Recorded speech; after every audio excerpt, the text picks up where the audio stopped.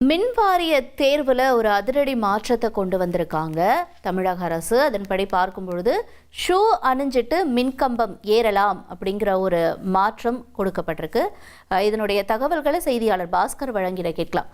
பாஸ்கர், இதுக்கு முன்னாடி என்ன விதி இருந்துச்சு, எதனால அந்த விதி பின்பற்றப்பட்டுச்சு, இப்ப மாற்றப்பட்டிருக்கக்கூடிய இந்த புதிய மாற்றத்தை பத்தியும் சொல்லுங்களேன். மின்வாரிய கள உதவியாளருங்குவாங்க.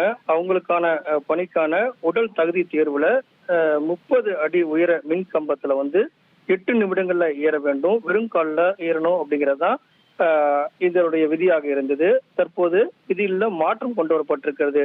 அவங்க ஷூ அணிந்து மின்வாரிய கள உதவியாளர் பணிக்கான அந்த உடல் தகுதி தேர்வுல ஷூ அணிந்து அந்த 8 நிமிடங்கள்ல 30 அடி உயர மின்கம்பத்தை ஏறி அவங்க அதுல தேர்வு பெற்றா மட்டும்தான் அதற்கு அடுத்த கட்டமாக அதற்கான பணிகளுக்கான தொடர் நடவடிக்கைகள் என்பது மேற்கொள்ளப்படும் அப்படிங்கறதா இதனுடைய அறிவிப்பாக இருக்கிறது.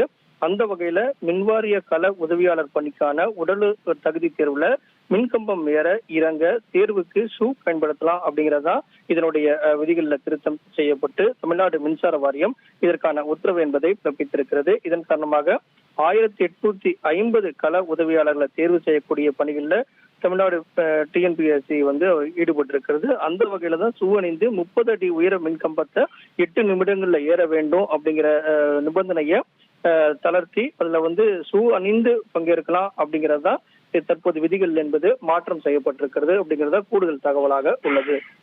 ஓகே, உங்களுடைய தகவல்களுக்கு நன்றி பாஸ்கர். ஷூ அணிஞ்சு மின்கம்பம் ஏறலாம், 8 நிமிடங்களுக்குள்ள 30 அடி மின்கம்பத்தை ஏறுறதுக்கு ஷூ அணிஞ்சுக்கலாம்ன்ற ஒரு மாற்றத்தை கொண்டு வந்திருக்காங்க மின்வாரிய தேர்வில். இதனுடைய முக்கிய செய்தியை பார்த்தோம். விவரங்களை செய்தியாளர் பாஸ்கர் வழங்கினார்.